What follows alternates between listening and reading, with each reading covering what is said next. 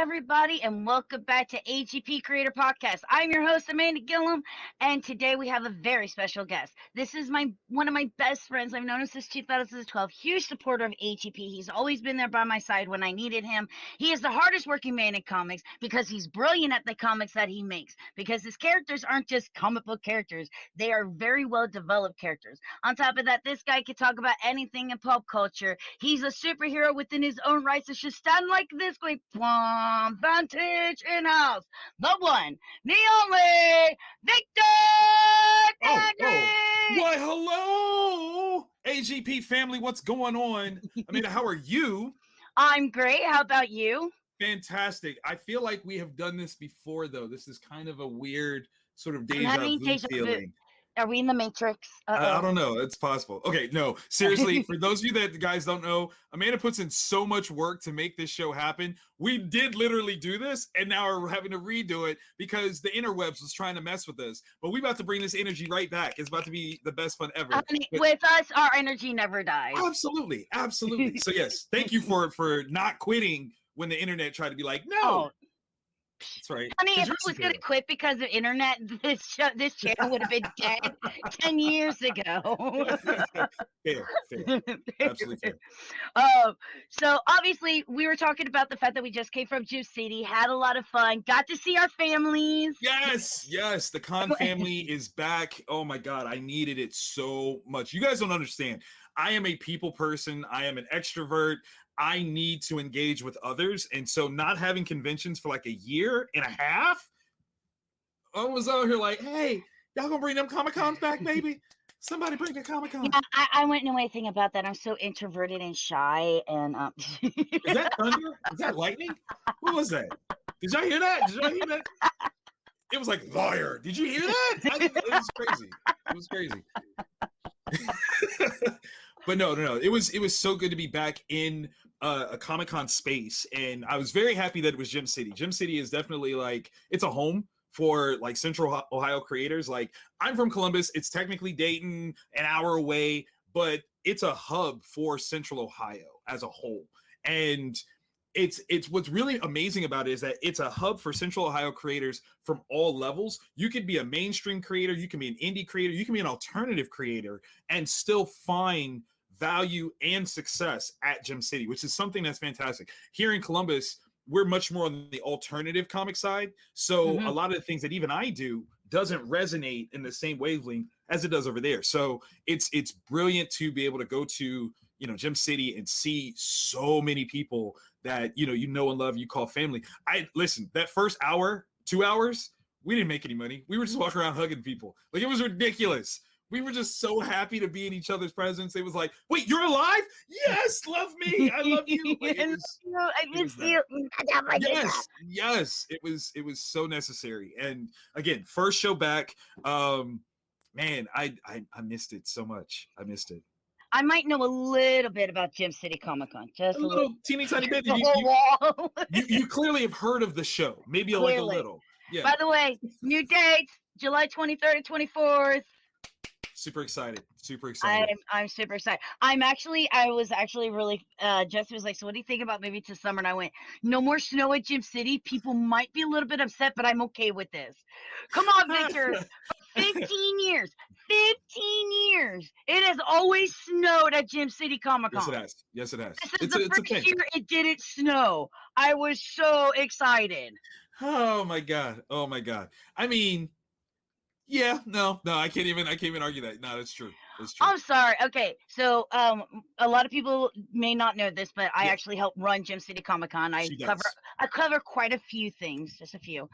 And during the winter, I've got to wear the shirts and the pants and everything because it's cold outside. Right. But I'm running constantly, so I'm sweating. It was nice to be able to be in shorts and a t-shirt.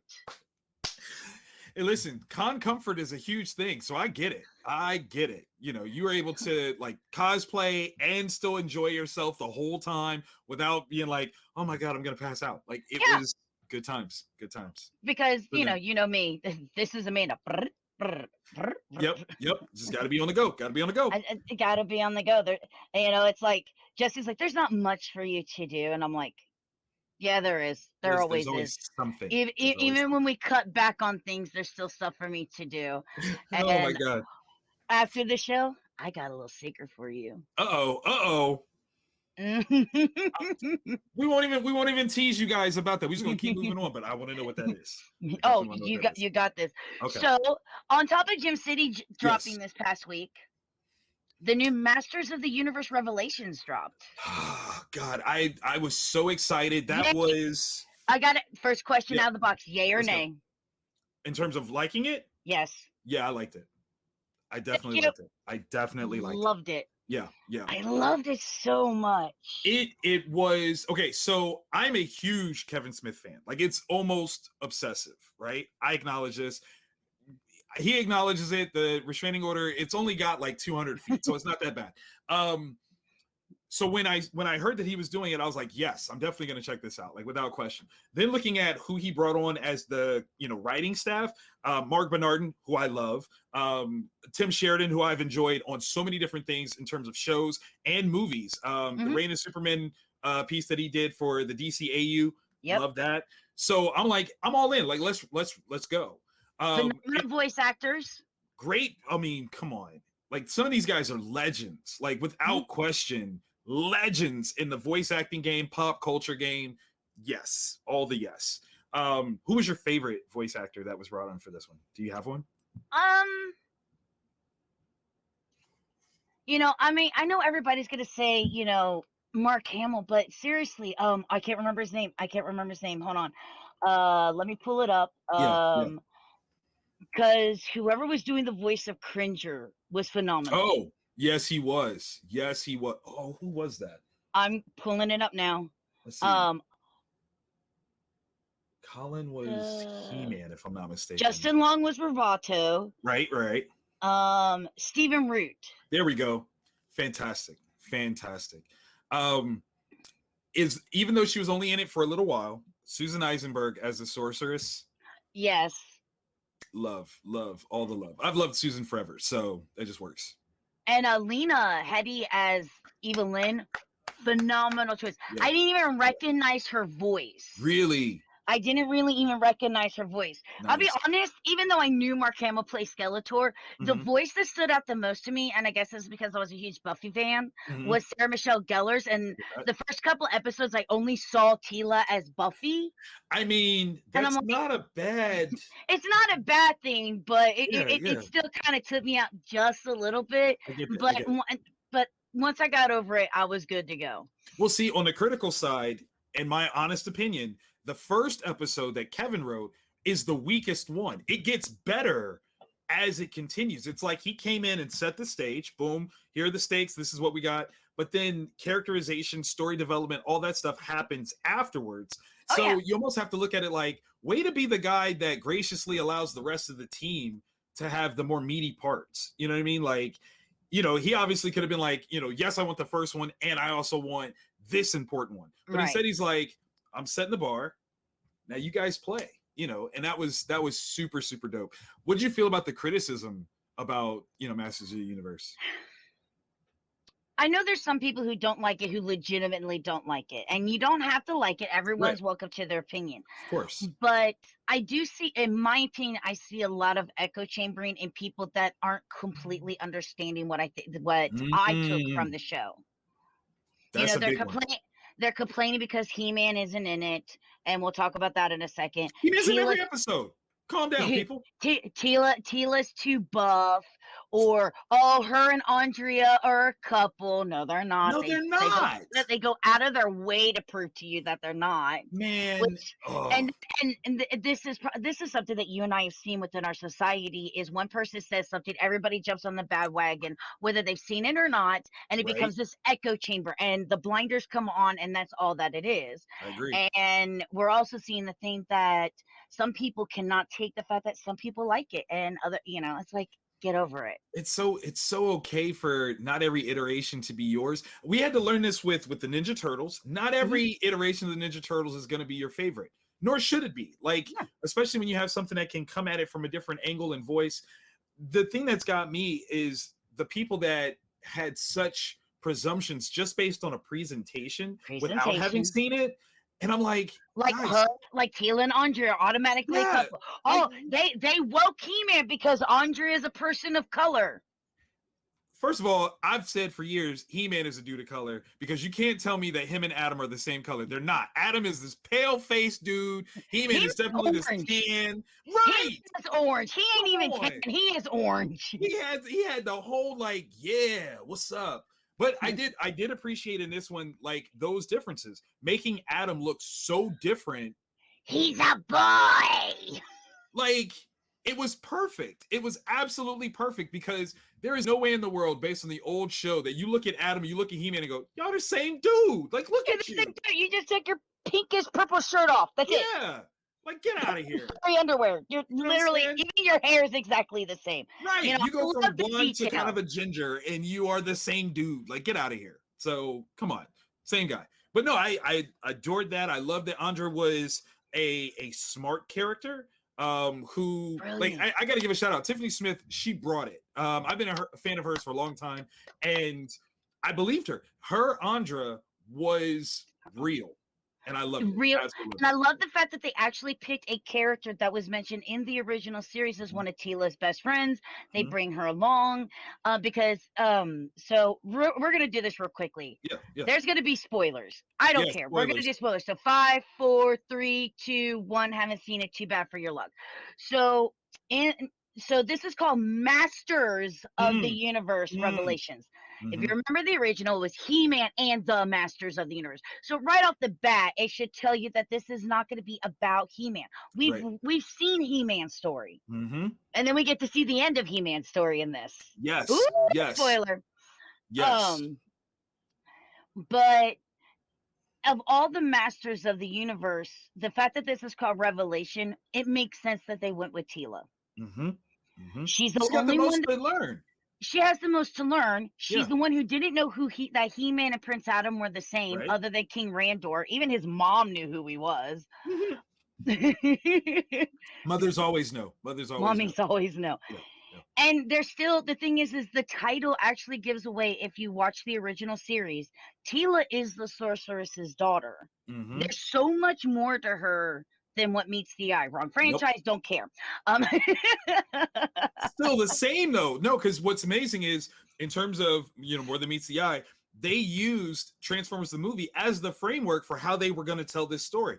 They wanted to come in, shake things up right away, kill major characters. In fact, the lead presumed hero, they 86 him right away, just like they did, Optimus Prime. So there's so many things about this that were all about a look in the past, but moving things forward in such a fun, brilliant way.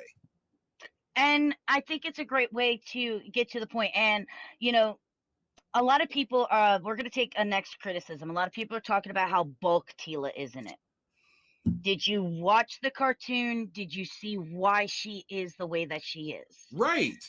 There's story here that actually illustrates all the rationale and reasonings for this. When it starts, like I would give it to you maybe if when it started, she was just that bulk. She wasn't. But she was slightly slimmer in her original white outfit. Absolutely was. Hair, whole 9 yards. Yep. And then, of course, we all know the outrage. She's all big and bulky. She has half of her hair shaved off. But if you watch the story, she finds out that Adam is He-Man, right? And then he dies, so she doesn't she doesn't get the chance to confront him. She finds this out. She walks out of the castle. She disowns her father and everybody that she knew who knew that he was that, and she goes off on her own. And she feels very vulnerable, and she feels like they thought that she was too weak to be able to carry this burden, that her reaction is to become the big badass, shave half of my hair, bulk myself up. Now I'm not only am I strong on the inside, but it shows because I'm so big and badass on the outside. No one will ever say I'm not strong enough to do anything ever again. It's not, hey, let's butch up a woman. Women do this all the time. I know a lot of female bodybuilders that this is the reason why they got into bodybuilding, because they didn't want to feel weak and they didn't want to feel inferior. Yep. It's the same concept. Same thing. And Andra says it. We were talking about this before we started recording. Andra actually says it. Andra's the brains. She's the brawn. Mm-hmm. and that's beautiful because there's an aspect of it that becomes the transition of things. When it came to the show, Teela was more the strategist than He-Man was. He-Man was the brawn, and she was He-Man one was of the the brawn. brains, And right? she was the gymnast, and she was a balance between uh what in the 80s what female warrior could look like, you know, the Right. gymnast, things like that. I'm not saying, you know, I've got to say what I got to say. In the Yeah. 80s, women all had to be, you Yes, know, they did. Chitara, Tila, go on. They're always Every the single last gymnast, one. Yep. thin, slimmer. Mhm. And then, but she was also trying to learn things from her father, the man at arms, the leader of the royal guards. Right. You know, she was trying to learn that stuff too. So she was smart. They just left that more for man at arms to do because that was Yes. just the way that it was in the 80s. It was. But now we've evolved. I guess if we are going to claim wokeness, this is probably one of the best things to showcase it because it just elevates people to a more even keel. It's not a matter of saying like one is better than the other. It's like, hey, we can all be even in this place and people can just be who they are. And it was Right. fantastic. Absolutely fantastic. But So, yeah. so then there's the whole everybody's like, oh well, Tila and Andra are a couple. No, No, they're no, they're not. not. They They're go not out at of all. their way in the show to prove that they're not. You can see when they do when Tila has her flashbacks, her oh He-Man, yay, Yep. and Yep. then and you can tell that there's like this little thing between her and Adam, even though he's Mm-hmm. small and weak, she still respects him. There's this friendship, this bond between them, and there's this little bitty spark. Friendship. Uh-huh. Yeah. Yeah. And then like and there's this scene where Evelyn is talking to Andra and she's like, don't go for the bad guy. Right. It's gonna lead you down a path you do Don't not do want to it. go. Don't do it. Don't do it. And so like they go out of the way to go, no, these are just two friends. And the reason why Tila picks Andra is because she's the only one now that she feels has not lied to her. Right. Because Andra didn't know either. Everyone else betrayed her. Yeah. Everyone else Yeah. just they hurt her. I gotta tease my brother Mike because we we were talking about this and he's very much so against Tila in her presentation of anger at how Adam lied and everybody knew and this that and the other, and I'm like, yo, in Hotshot Carla is mad about the same thing, and he's like, well, and I'm like, yeah, no, like literally No. everything that Carla is mad about, Tila actually had to go through. Right. So if Carla has her reasons, Tila definitely has her reasons. Right. You gotta let Tila be mad. And he's like, yeah. All right, He I guess. hates it when you do that. I guess. I'm like, I'm just saying. We But love you, Mikey. Love you, bro. You No. know it. But no, seriously, I would say the only complaint that I have is from Mhm. that actual first episode. For me, Tila going, "You all knew I'm out of here," was a very Anakin Skywalker Sith of the Lord It turnaround. was very hard. That's like really my only complaint of it because it felt Anakin Skywalkerish. But I get it. You wanted to get to the story. You wanted Gotta to get get to the there. meat and the bones. Exactly. And at the end of the day, this is a cartoon for kids. We can't, even though obviously there was time spent on it and there's things that we as adults can appreciate of it Right. and look into things, it's still a cartoon. Kids yeah. are gonna watch it. Yep. But dude, how about that first episode though? Skeletor. Oh man, he was fantastic. You finally used your sword. Oh, dude. I didn't even Listen. wait for him. I didn't even wait for him to finish the line. I was already on the floor laughing because He-Man never used his sword in the original. Listen. That is up there with Wolverine on the X-Men animated show would pop his claws and then kick somebody. And you're like, you have adamantium claws. Stab him. What are you doing? See, finally, He-Man was in a place where he can. Thank you, Netflix, for allowing He-Man to stab. Okay, because that's the one thing that he never did that he should have done. But I love the fact that they made fun of that, and up until he got angry enough to stab Skeletor, which ended up being the catalyst of everything. He was still punching the ground and all this other stuff. He was not using his sword. He wasn't. And then he had his little puns, and Tila makes the comment, "Yeah, he does puns like a kid." He does this because he is a child. Like that's the thing. It's like, man, why does he always act like that? And when she finds out, it's like, because he was a child. Oh my God! Of course. Look at Skeletor's face. He's a boy.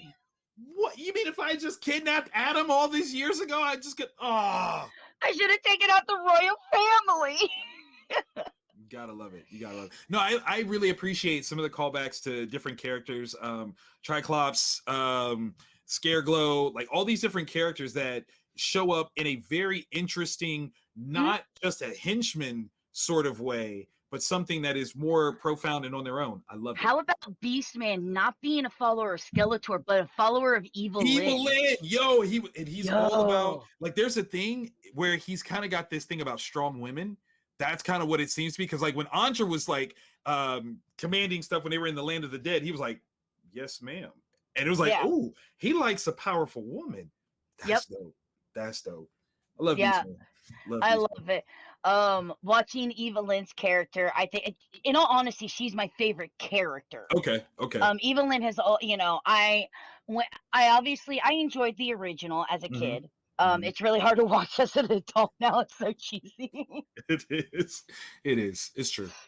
But the remake in the 2000s was really well done. See, I couldn't get into that one. I wanted to so bad, but it didn't capture me. The Evil Lyn character kind of takes a journey like you see here in Revelation. So I think that's one of the reasons why I like it. Okay.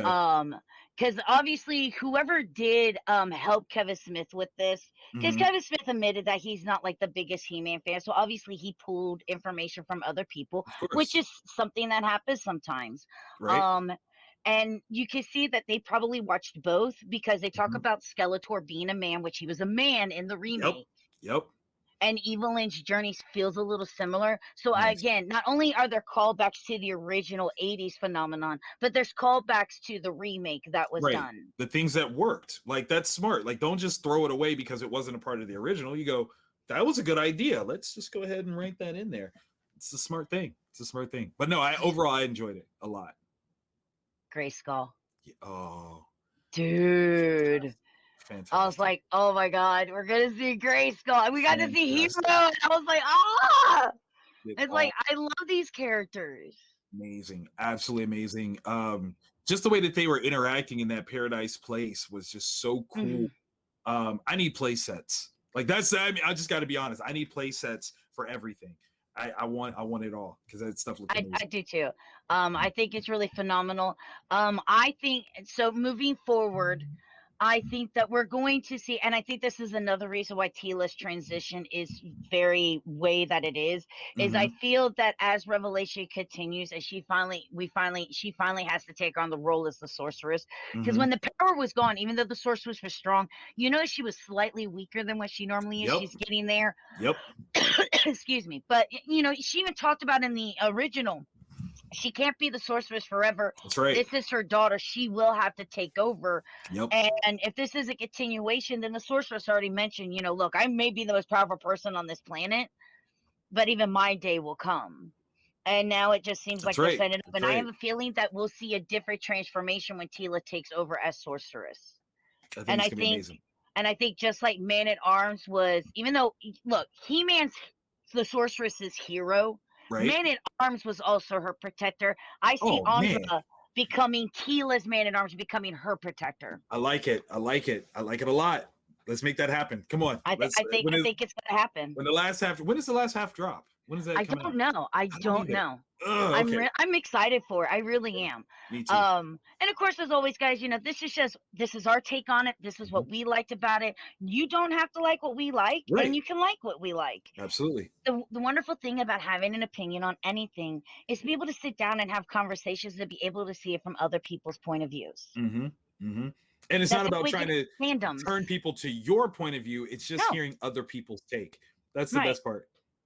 I agree. If we're going to have the conversation, because is not the answer. Facts. Absolute facts. I didn't like it. Why? Because what? Because what? Just no. Because you're like, no. Discourse is not happening. Give me a reason. Give me a reason. Because it doesn't have He-Man in it. Okay, cool. Okay, that's your reason. Gotcha. That's your reason. Even though he was in every episode. But that's all I'm going to say. Like, but it's just a flashback. It's Masters of the Universe. Facts. I did love Orko in this. I'm not gonna lie. Come on, don't cry. If you cry, I'll cry. Don't cry. If you cry, I'll cry. Don't do it. I did love him though.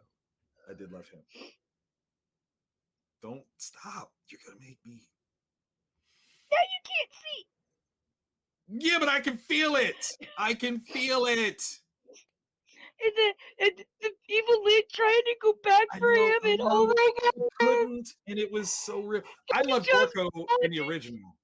Oh god, I loved Orko from the original, and this one gave him such a great moment. Fantastic, like yeah, no, I loved it. I loved if it. Beastman didn't grab Evil Lynn and float her through that portal, she would have She would died have too. gone too. She would have gone too She because would she have was gone trying to too. help. She was trying to help. She was like, "No, I'm willing to put it all on the line for this kid, essentially that I just connected with." They connected with because of magic, and she hears his story, and you find out that his original name was Oracle, but then he became like this not great wizard at the Yeah, time, and then she's like, she gives him this pep talk and becomes like, you're thinking, oh cool, Evil Lynn's gonna become Orko's mentor, and she's gonna exactly. teach him all this stuff, and then her believing in him gave him the confidence. I know. I know. I know. You're absolutely right. Like it was brilliant, so sweet. The way that they did it, just mind blowing. It was fantastic. Absolutely fantastic. If I'm not mistaken, Tim Sheridan wrote that episode. So Oh, Tim, shout out to you, bro. shut up. Fantastic. Absolutely Especially dope. and the whole lead up when they find Man in Arms, and there he And is he's laid there in the taking bed, and care. he's like, oh my god, and Orc was like, I'm going, this is my family. Oh Jesus. You're not gonna make me cry, Amanda. You're not gonna make me cry. It's not gonna happen. It's not gonna happen. Okay. Okay. Okay. The show is dope. Okay. I don't know what people are looking for, but just enjoy the show. Just watch it. Just watch it and see what they do. I guarantee you'll enjoy it. So there it I is. think that's the biggest thing is we all see people, and even I was like, Right? okay, because like I had seen was the preview, and the stills that had came out, and I almost got caught up in the echo chamber too. Everybody going, oh well, look, there's her new ethnic girlfriend and things Right. like that. And I've learned through things like this that I've got to just walk away and not be anywhere near the social medias. And the best advice that I could give for you is forget everything that you've heard from That's anybody, right. even what we just discussed if you haven't seen it. Just watch it. And Just go in watch and watch it and make your own opinion. it. That's it. The And best way. then you could come back here and you could comment on the video later going, no, you're wrong. This is what I think. And you're like, Or no, cool. I like what you did. Yeah, I agree with what it was said there, and I Yep. really like that. There you go. And I realized that Kevin Smith, look, we're still fans of yours. Sorry Definitely. that you're going through this hard time. You know Um, what? I'll be but honest. you'll bounce back. You'll bounce back, Brad. The thing You'll that bounce I back. worry about the most is this isn't the second time that he's gotten such a critical pushback or had this thing happen to a fandom, right? Mm-hmm. When he made Zach and Miri, and he was so certain that this was going to be this hit, and when it wasn't, it really hurt him. So I know I a love lot of this ways. movie. I do too. I adore that movie. It's ridiculous. It's fun, and you will catch me quoting it more often than not. I'm walking around, huck it, chuck it, football all night, woo! And people are like, "What are you talking about?" I'm like, "Zach and Miri." You don't even know? Don't you know No, what a really? Dutch rudder is? Don't you know what a Dutch rudder is? Come on. You know what I'm saying? Got this shoulder going, and like, get out of here. But the thing is that I know for his sake, there are some things that I'm proud of him for standing up for his vision. There were times when in his career, I'm sure the negative voice that came back from fandom, it hurt him. But at this point, I think much like Tila, he has made himself stronger physically, emotionally, mentally, that he can be like, no, this is actually at really least good. skinnier. He made himself skinnier. He definitely did that. Sorry, Kevin Smith. He definitely did that. Hey, listen, he put in to. some good work to be able to do so. So I'm not even mad. I don't think that's a No, diss. yeah, it's That is just funny. definitely. So yeah. No, this No. was one I think was a great effort across the board on all parties. So Yeah. And the thing is this is something that we learn, whether you're a big time person like Kevin Smith or someone in the Yep. middle like you or someone on the bottom of the totem pole like me. You're going to take criticism. You're going to take, there's going to be criticism coming your way. Mm-hmm. Not everybody's going to agree with what you say. Not Yep. everybody's going to like your content. And Nope. yeah, it's going to hurt. And it's going to take years to build that shell to where you're not going, nobody likes And nobody it. likes what I'm doing. And I'm a failure. no. I gotta, because Victor, how many times in your career? I can't count how many times in my career of the last 10 years doing the gaming and the podcasting that I'm just like, why am I doing this? Nobody's listening to me. No one Listen, cares. it happens to every creative. Every creative has a moment. The thing is to make it a moment. Just one. You move on and you keep creating, because then you realize, you remember, the reason why I'm creating this is not for the accolades or the pats on the back. It's because I enjoy creating. And that's what it's all about. I enjoy creating. And if I have someone like Victor who has something to say or something to promote, which we're getting ready to get into. Oh, yay. Even if that one person watches it, that's one more person that reached. That's all you need. That's one more person that actually thought what I had to say on a certain subject, thought it was important and enjoyed it. Yep. It's one more person that watched that video and went, did a shark just win the game for her in Fortnite? Yes, it did. And they thought it was funny, and I was able to make them laugh. And that's why I do what I do. I love it. 100%. 100%. That is the way. I love it. And speaking of work, okay, so since you did bring it up, the whole purpose of this. Artist Working Man in Comics has a Kickstarter currently on right now. Possibly by the time you guys watch this, there should be around 10 days left of this campaign. I'm gonna get this edited up and slapped right onto YouTube for you. Awesome. Okay, so yeah, at least 10 days left by the time you guys are watching this. Although if you're watching it in the future and there's no days left, you got to tell me, how things work. Like, I don't know, I'm not there yet. But super excited. This is all about expanding the Vantage in-house library. So I started Vantage in-house in 2010. Our first book came out in 2011, which is the Samaritan, which you guys can see over my shoulder right here. I have it. You do, and it's so good. Over the course of we'll say 9 years, we'll say from 2011 to 2019, we had 4 titles that were critically acclaimed, very fun, different age readership groups. We had Wonder Care Presents The Kindergartens, which was all ages, Origins Unknown, which is a little bit more teen friendly, The Trouble with Love, which you can see over my other shoulder here. This one was a little bit more, grown up, not quite mature, but on the cusp, a little YA action. And then we had, the Samaritan, which is much more of the adult stuff. So those 4 multiple issues between them all, let's see, the Samaritan had 7 issues. The Trouble with Love is just a one-shot. Origins Unknown had 6 stories, and then by 2019, I think we only had 5 issues plus a free comic book day special of Wonder Care Presents The Kindergartens. All of them were designed to be standalone series, just stories that I wanted to tell. I'm the writer, publisher. I hire other people to do artwork. I can draw, but I don't like to. I don't want to do it. No. So, I had these 4 stories. And, over time, like, I would have people ask questions like, so are these connected? And I'm like, no, they're not. Or could they? Could they be? Wait a minute. Because this and then that and then this and then you take these and you put this over. Ooh.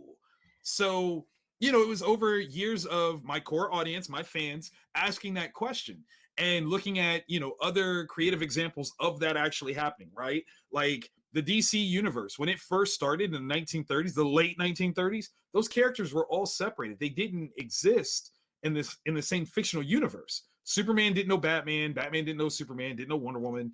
That had to come later on. And Marvel did the same thing. That's why they had like the anthology series, Journey in the Mystery, Tales of Suspense. That's where they were introducing characters. But it wasn't until later that they actually were like, hey, Thor and Iron Man, they've run into each other before. They've fought. That's what the Avengers was all about. It's taking all these popular characters and going, they're all in the same place. Like, let's bring it all together. So with that in mind, I'm like, you know what? Maybe I could do that. Maybe I can put this together.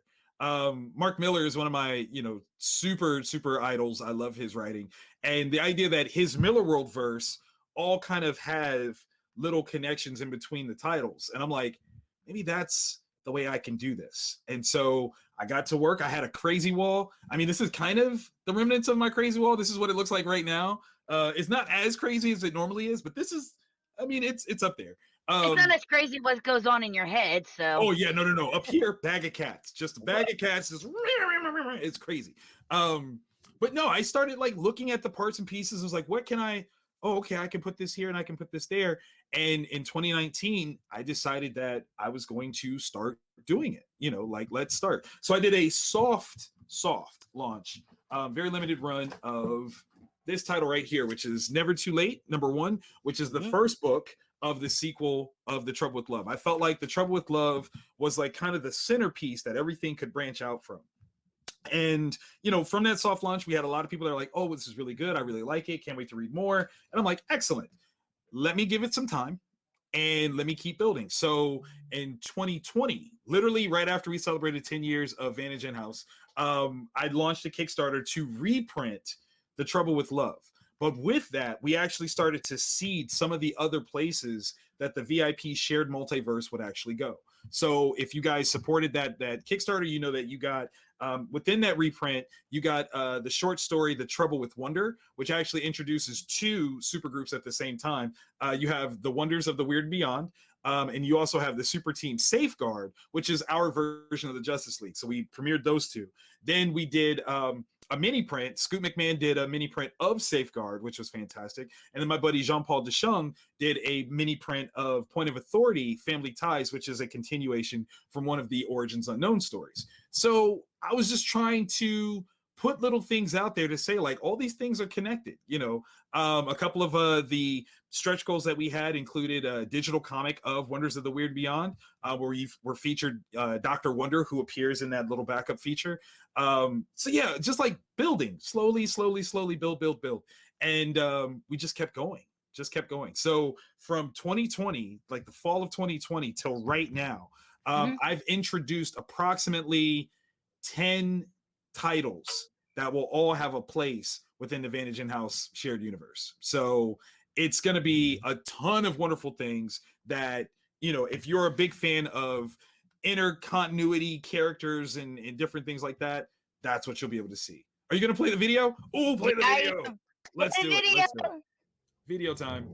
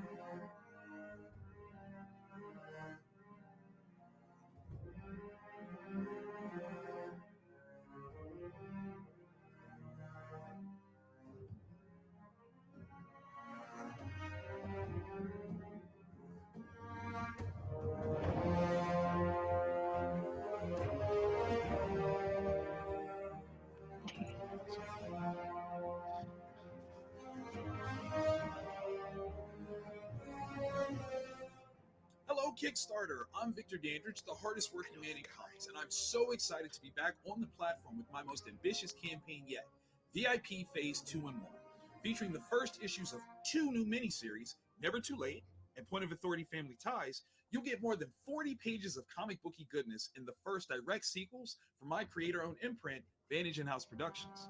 Already, Vantage Inhouse has more than 20 issues spread over 5 titles. Last year, with the help of more than 160 backers, we published our initial efforts to combine those stories into one shared multiverse. With this campaign, we double our output to build on that foundation. If this is your first time experiencing the VIP treatment, don't worry. We've got a few reward tiers to help you catch up, and even more that are just plain fun. A new multiverse of rich characters and dynamic stories await, so pledge to the tier that best works for you. And tell a friend, tell all your friends on social media and beyond, so they too can get the VIP treatment. Oh, before I go, on behalf of myself and both creative teams, Harold Edge and Juan Cho for Never Too Late, Adam Fields and Kevin Anthony DeCastro for Point of Authority, Family Ties, I want to say thank you well in advance for your time and consideration, but most of all, for your support. Thank you guys so very much, and we'll see you on the other side. Bye. Bye, Victor. Oh my gosh. That is really cool. I didn't know Thank you. Adam worked on any of that. That's a good friend of mine. Absolutely. Yeah, he's doing one of Authority Family Ties. And God, that's so loud. I should have turned down the sound on that one. Let's try to be fancy. Try to be fancy, you know. I know, that's why I'm letting it play. little something. No, Adam is phenomenal. This is our first time working together on a project, and you know, I've known him for some years, and having this opportunity has been super dope, super great. The work that he's putting in is excellent. I've seen a couple of the colored pages, so obviously in the video we only had the black and whites at the time, but having seen some of the colored pages, they are brilliant, and I can't wait for you guys to check it out. I cannot wait. It's gonna be so much fun. Look at that. Look at it. Yes, Oh my yes. gosh. I'm really excited. One of the reasons why I think you work really well is because one, your characters are fully developed. Thank you. Thank you. And your characters are actually based on just the way that you feel and the way that you see them. I think something that has been happening lately is a lot of companies and other creators are playing the checkbox game. Yes, I can't stand that at all. I think that it limits the creatives that are behind it, as well as the audience's participation within those stories. That kind of limits things horribly. And I think one of the things that I like about Vantage in-house, the people that you work with, you yourself, a lot of people have the miscomprehension that, oh, well, if they're a person of color, all they do is people of color comics. No, you don't. Exactly.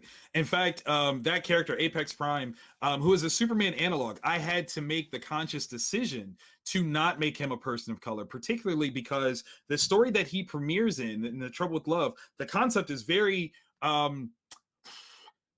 critically, emotionally, like resonating for a lot of people. He is, you know, the world's greatest superhero, has a wife, has a family, but then falls in love with someone else.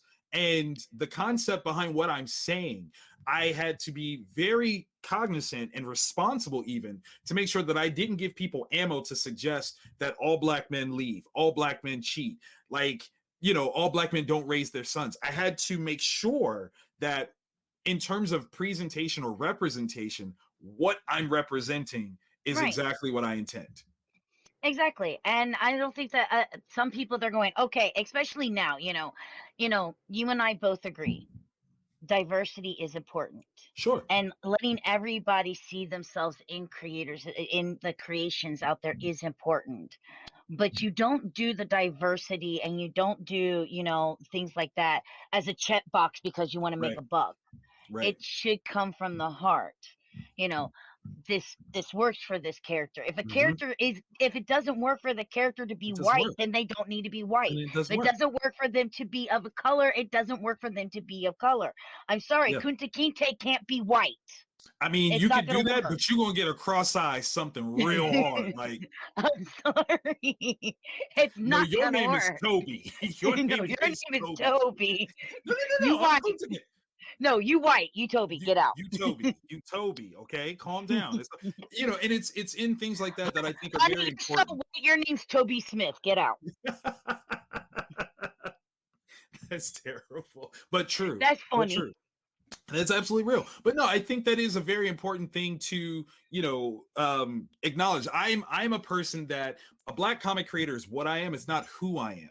So there's so many different ways that I like to be represented in things. I try to see myself in characters that don't look anything like me, because I think that's how we will find that homogenous zone of coexistence. If everybody has to look like me in order for me to relate to them, then I can't relate to anybody, because no one else is me. You know what I mean? Like, not my sons, not my dad, not my mom, like none of them are me. So I need to be able to find relatable things within those people that don't exactly, you know, check off every tier that I do, because it's not about them. Not everybody gets to be Caramel Delight over here. So I mean, not everybody. But no, I actually understand. Because it's something somebody asked me one time, you know, why don't you hashtag gamer girl? Yeah. I realized that yes, it could really boost my numbers. Sure. But I'm a female who's a gamer. That's not who I am. It just happens to be what I am. It's not everything of who I am. Exactly. Being female has nothing to do with me being a gamer. I just happen to like video games. Period. You being a Black creator doesn't. You're just a creator who just happens to be Black. Exactly. And that's something that, you know, in the Black comics community is difficult for people to accept because they feel very strongly about it. And I get that. But again, there's not a monolithic view of how we're supposed to approach this. If it works for you to be that way, then do that. For me, it doesn't work because that's not authentic to me. You know, I'm not the person that in my career, I can't say that I've ever felt the pushback of, you know, being a Black creator. So I don't necessarily have that same level of indignation of, no, hold up, I'm about to be, you know, Black for Black's sake because Black, you know, you're not going to stop my Blackness. I've never had that happen. So there's a level to me that. Right. But I think that actually helps with, you know, it being able to reach a broader audience because again, there is that other people can identify with some of the characters. Yes. You know, with the Samaritan, that wouldn't work with a white person. That's not going to work. I don't think so. I don't think it would. I'm sorry. Ironically, in the projects. I'll tell you what's crazy is the first place that I ever sold out in a convention setting copies of the Samaritan, I was in Madison, Wisconsin, which is not a place that you're like, oh yeah, Black people in Madison, Wisconsin, 100%. But what I did was I built the variant cover that I did for that show to cater to Madison, Wisconsin. That was the thing. If it was just a matter of Black on Black on Black, I probably wouldn't even have taken the book to Madison because, again, Madison, Wisconsin is not synonymous for its Blackness. It's just not. So being a little bit more open, trying to get people to see that there is something about this character that they can relate to, despite the fact that on the outside they look nothing like them. There's magic to that. You know, do I respond to Peter Parker? Absolutely. Do I respond to Batman? Absolutely. There's so many different things that I can pull from that speak to me as a Black man from those two characters. And it's my, you know, perspective that allows that to happen. It's nothing to stop me from doing so. And I think that's something else is because your characters are fully developed. So it doesn't matter what your race or your sexuality or your religion or your political views are. Right. And what the characters, all of that same thing with the characters, they're going to go through hard times and you can relate to it coming from either something similar or not so similar, but seeing it happen to other people. And I think that's really important. I think you as a creator and me as a person who, you know, I read a lot of comics. I keep up with what's going on in pop culture. It's kind of what I do. We see this thing where people, hey, come read my comic. Okay, what's your comic about? They're diverse, okay? Cool. What are they about? Well, this one's gay. Okay, cool. but that's still not what they're about. Come on. My girl's gothic and emo and she's gay and completely different. Why? I can name like 6 different titles off the top of my head that have that exact same setup. Tell me why. Tell me why this guy through his journey found out that he was gay, or how is he coping with being powerless and a family of superheroes? What are their struggles? Where do they find their comfort? How are they going to grow as a person? This is what sells a story. Because that is a story. Everything else is just checkmark ideas. Exactly. I agree. One of my biggest things to that effect is, okay, so semi-spoilers. Some people have heard this before, but if you haven't, so Smith from the Samaritan is gay. Nobody really knows this because it didn't play out on the page. There wasn't a space for it on the page because it was irrelevant to the story that we were telling. There's one issue 5, somewhat hints to it. If I tell you this and you read issue 5, you'll see it. But if you didn't know, you would just read it and just keep moving. I think there should be allowances for that.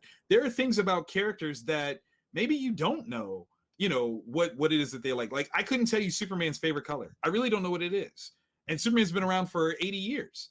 I don't know what his favorite color is. I would imagine it might be blue or red or yellow or something like that. It might be pink.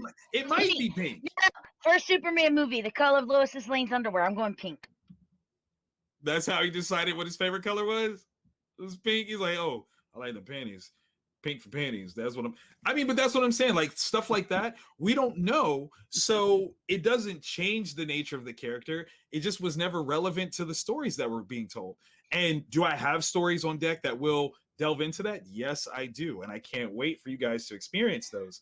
But up until then, I didn't want to run around waving the flag that, hey, Smith is a character of the LGBT community. No. I'm not trying to queer bait. Right. I'm not trying to get anything like that. But once you see it, then you go, Right. oh, this is an interesting aspect of this character. And it is a true aspect of the character. And there you go. And the nice thing is that the seed was already planted, so no one could go, oh, well, you changed your character to be no. It's been this way since. We've talked about this before on past podcasts, so there's proof, people, that It's this there. is way before any of all this other stuff happened. And because I even mentioned in a past podcast, it kind of works for him because he's struggling not only with having his powers and living where he's living. Does he do this? Does he not do this? That weighs also on the fact, well, do I show this? Do I not? Right. Do I let people know? And a lot of people don't realize that, to me, growing up, now obviously I'm very straight, I'm way straight, but I could still see the struggles of hiding your superpowers. Was kind of like having to hide who you really are. Who am I? Absolutely. Obviously the X-Men was all about racism and being different, and that's what makes a great comic or novel or television series or anything is something that can stand the test of time. Absolutely. From Victor's books to X-Men being a great example, the stories that were relevant when they were written are still relevant today, and you can change them into the context to fit of what's going on, whether it's from racism to people's sexualities, people yelling because of your religion. We see it now. We still see, for whatever reason, sides being divided over politics. Yep. Crazy. Can we just go back to, we have a president, let's make fun of him till we get the next one? And then we will make fun of that one too. That was a very wonderful time. I miss those days. That one wanted a death star. That one wanted me to read his lips. That one didn't inhale nor have sexual relationships with the woman. I want to go back to those days. Yes. All the yes. Without question. So yeah, those are the type of things that I like to play around with when it comes to my stories and trying to develop full characters. So with Never Too Late, we know we're carrying on the story from The Trouble with Love that deals with the outcome of the big reveal from The Trouble with Love. I won't spoil it for everyone, but Never Too Late deals directly with that. I'm very excited about Point of Authority though, because Point of Authority Family Ties picks up from the short Origins Unknown Points of Authority, where we have this character Benjamin. It's a young kid who finds out late one night that his grandfather was a superhero. And there's this magical mace that his grandfather's trying to get a hold of, which is trapped in this, specially created chest in the attic that's to keep him out. And Benjamin is so enamored by this concept. He's like, man, I wish I could help. And his grandfather says, well, actually, I'm the one that's being kept out of the chest, but you might actually be able to open it and get the mace out. And Benjamin does. And that's where the story ends initially. So we're getting to literally pick up right where we left off there. And let me tell you, I love writing superhero stories with crazy family dynamics. I love it. It is the reality of all things. Pick a famous person, a non-famous person. I can guarantee somebody in their family they think sucks. And it's just the way that it works. There's no such thing as a perfect family. There's always somebody you don't like. There's always the crazy drunk uncle. Yes. I mean, come on. So let's infuse some of that energy with like some superheroics. And what we find out in this story is, I'm not going to tell you, that's a spoiler, but not everything may be what it seemed. And perhaps the superheroic legacy of the character, the Gold Guardian, may have gotten a little off track in the retelling that was given in Origins Unknown Points of Authority. So I cannot wait for everyone to experience this one. This is going to be full of cameos, though. I gotta be honest about that. Yeah, there's going to be some cameo appearances. If I'm honest, Apex Prime does appear in Points of Authority Family Ties. He does appear in there. In fact, well, no, that's a spoiler too. Oh, there's so much spoilers. But no, this is the reason why VIP Phase 2 and 1 is the perfect launch point for expanding the VIP universe, because you see other characters interacting with one another and how it all plays out. So it's all in there. It's all in there. You guys want to get It's this. all in there. And I Yes. love, congratulations, by the way, on getting it fully funded in 6 hours. Thank you very, very much. Obviously, VIP either stands for Vantage in-house personnel or Victor in person, right? It's Vantage in-house Productions, but obviously, me being such a huge fan of the MCU and their phases, when I realized that I could use the P in production for phase, I was like, that's exactly what I'm going to do. So I always say VIP Phase 2. So even though it's technically 2 Ps, I don't do that. I love it. Victor in person, Phase 2.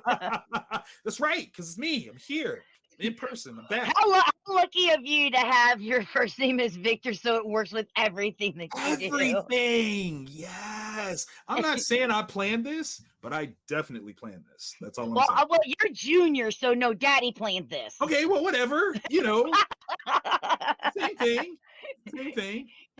Daddy got himself a DeLorean, saw what you were going to be in the future, and went, this is going to have to do, this has to be this. Listen, he knew what he was doing. He's a genius, okay?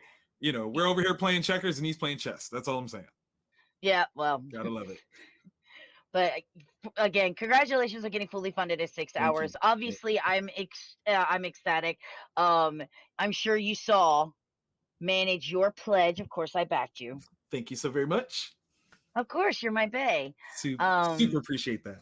Oh, it's an honor and a pleasure. You know, I've been a fan of yours since the Samaritan, and I gave it that raving review. Thank you so much. That's still one of the most important reviews of my career. Aww. No, that's a real statement. That's a real statement.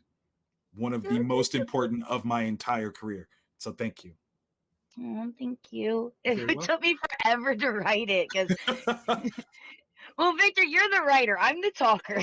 I'm just saying, though, like, no, everything you said was authentic and true. You guys should go back and find it, check out that review, and just know that, like, this is the energy that Vantage in-house is coming with. So if you trust Amanda, and you should, there you go. Read that review and see what she says. Yeah. It's over. If you go to I actually need to put it on the actual AGP fan page because it's still on the original. It's on my original Facebook page. Yes, my original Facebook. Come on, let's integrate. And then we'll get it once we get the website back up and running. I will move that over to there as well. And then, of course, but seriously, Victor, thank you so much for taking time out to spend with me today. Mr. I want pre-recorded because I'm so popular. I'm just not, I mean, I just have another show that I have to record on Tuesdays live and I can't do it. I'm sorry. It's fine. You're fine. You're fine. You're fine, sweetie. Besides, just so you know, we could have done this live, except for the mistake that we had earlier. Well, I mean, but that just makes it even funnier. Like, this is a tribute, guys. This isn't even the full episode. We recorded like a whole episode before this. We're already a half an hour. Yeah. And then we had to start all over again. So it's all good. It's all good. This is what happens. Just imagine that we just keep it coming with. Okay. But yeah, this is just how things go, and this is why people come to the show. Yeah. Right. Exactly. The zaniness. The AGP experience, y'all.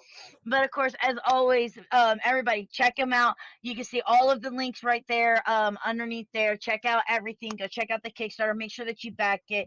And as always, we understand, you know, some people are still going through some hard times. If you can't back it, if you could share it out, that would mean the world to both of us. Absolutely. Thank you. You know. But definitely check it out, give it a look, share it out. If you can, go ahead and back it. Even though yesterday was by Indie Comics, continue supporting Indie Comics. That's right. If you pay it, well, no, because I mean, a friend of ours, Jeff Lemire, got his comic, Sweet Tooth. Now it's a Netflix series, and everybody loves it. And we've known him for years. It's amazing. I love that. It's absolutely amazing. He's been a guest a couple of times at Gym City, and so. And people seem to forget Robert Kirkman, The Walking Dead. Same thing. Started off the same way yours is. Invincible, everything, all of that. Yes. Invincible. More and more independent comics are being looked at and being pulled and turned into things, which one is amazing. But two, that means if Hollywood's looking at them, you should too. So I can't say which one, but one of our books has been acquired to be turned into a cartoon. So because I can't say which one, what I will say is buy all of them, and you're guaranteed to get it. I want exclusive. I want exclusive. As when you soon as I say can it. talk about it, I absolutely will. Not even Wizard Magazine that you work for. I want exclusive. I got you. You get it. First dibs. Y'all heard it here. AGP gets the VIP treatment first. Bruh. I got you. Done deal. See, even my camera's excited. Look at it. It's like, whoa! Oh, yes. And of course, for all of you guys out there, if you want some more AGP, follow us on Facebook, Instagram, Twitter. We're on YouTube. We have a Reddit and a TikTok. We have something for everybody. So go check it out. Have some fun. Find out AGP. We be everywhere. On that note, thank you everybody for joining us. Huge shout out to the hottest working man in comics, Victor Dandridge, Thank you for so showing much. up. I greatly appreciate it. And go support his Kickstarter. Say bye. Bye.